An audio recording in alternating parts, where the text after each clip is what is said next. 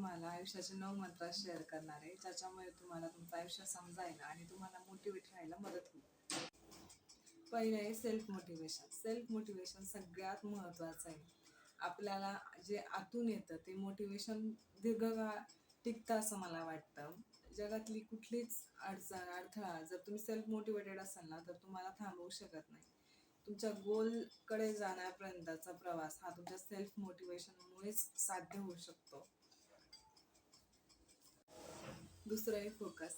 आपला फोकस हा नेहमी आपल्या कामावर असला पाहिजे, डिस्ट्रॅक्शनवर नाही. आजकाल इतके सगळे डिस्ट्रॅक्शन आहे की म्हणजे मला कमी माहीत असेल, तुम्हाला जास्त माहीत असेल त्याच्याबद्दल. फोन झाला किंवा बाकीच्या गोष्टी, खाण्यापिण्याच्या सवयी झाल्या, खूप गोष्टी आजकाल इतक्या चुकीच्या होत आहेत आजूबाजूला. त्याच्यामुळे हॅबिट्स बदलणं पण तितकंच महत्त्वाचं आहे. पण फोकस हा नेहमी आपल्या कामावर आपला असला पाहिजे, डिस्ट्रॅक्शनवर नाही. तिसरं आहे एफर्ट्स. तुमचे तुमचे एफर्ट्स तुम्हाला हवं ते मिळवून देऊ शकता. फक्त तुम्हाला एफर्ट्स कुठे करायचे आहेत आणि काय करायचे हे कळलं पाहिजे. उगाच 10 गोष्टींवर हट्ट होण्यापेक्षा 2 गोष्टी करा, 3 गोष्टी करा किंवा एकच गोष्ट करा. ज्यात तुम्हाला एका वेळेस म्हणजे जर 3 गोष्टी पण करताय तर एकाच वेळेस तुम्हाला 100% त्या गोष्टी देता येणार का? जर तसं होत असेल तर चांगली गोष्ट. तुमच्याकडे जर टीम आहे किंवा अशी लोक आहेत की जे तुमच्या एका एका ध्येयासाठी वाटचाल करताय, तर त्यावेळेस ते शक्य आहे. पण तसं नसेल तर मला असं वाटतं एकच गोष्ट पकडा, त्याच्यात तुमचं 100% द्या. आणि जिथे तुमचे एफर्ट्स 100% असतात तिथून रिझल्ट पण हा 100% पॉझिटिव्ह येतोच. चौथा आहे डेडिकेशन. डेडिकेशन म्हणजे स्वतःला 100% त्या गोष्टीत झोकून देणं. तुम्ही जे पण काम करताय, तुमचं जे पण गोल तुम्ही ठरवलाय, त्या गोष्टीत जितकं तुमच्याकडून होतंय त्याच्याही पुढे एक पाऊल जाऊन काहीतरी करणं म्हणजे डेडिकेशन. जर एखाद्या गोष्टीत तुम्ही तुमचं 100% डेडिकेशन देताय आणि ती गोष्ट जर तुमच्या नशिबात नसेल ना, तरी पण ती गोष्ट तुमच्यापर्यंत येईल. त्या गोष्टीवर खरंच विश्वास ठेवा. पाचवा आहे एनर्जी.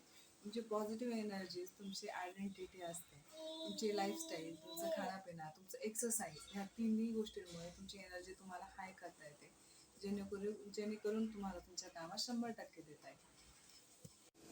सहावा टॉपिक आहे कॉन्फिडन्स. तुमचा कॉन्फिडन्स तुम्हाला गर्दीत पण एक वेगळं दाखवू शकतो, तुम्हाला गर्दीत उभा करू शकतो. जे आयडल लोक असतात, जे लीडर लोक असतात, तर त्यांच्यामध्ये हा गुण सगळ्यात जास्त असतो आणि खूप छान असतो, तो म्हणजे कॉन्फिडन्स.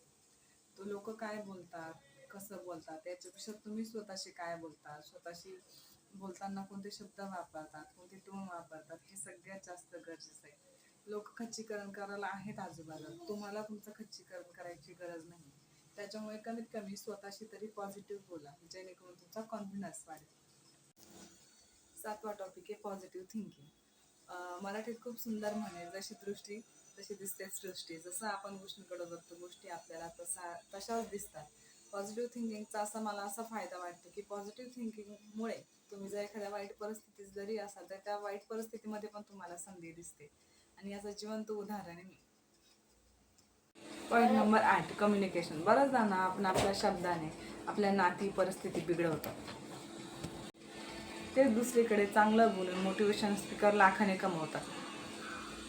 जर कोणाशी बोलून आपलं काम निघतंय आणि डोकं न लावल्यामुळे आपल्या डोक्याचा ताण कमी होतोय, तर चांगलं बोलायला काय हरकत नाही. आणि चांगलं बोलायला कोणते पैसे लागतात, हो की नाही? Point number 9, suggestion. इथे मी लोकांच्या सजेशनबद्दल बोलते. लोक, इतर व्यक्ती जी सजेशन देत आहे ते तुमच्या ग्रोथसाठी आहे की तुमच्या खच्चीकरणासाठी आहे, हे लक्षात आलं पाहिजे. बाकी तुम्ही हुशार आहात, कशाकडे लक्ष द्यायचं आणि कशाकडे दुर्लक्ष करायचं हे तुम्हाला चांगलं माहिती. आणि शेवटी फक्त स्वतःच्या मेंटल हेल्थचा आणि स्वतःच्या आनंदाचा विचार करायचा. व्हिडिओ पाहिल्याबद्दल थँक्यू. जर व्हिडिओ आवडला असेल तर नक्की लाईक करा.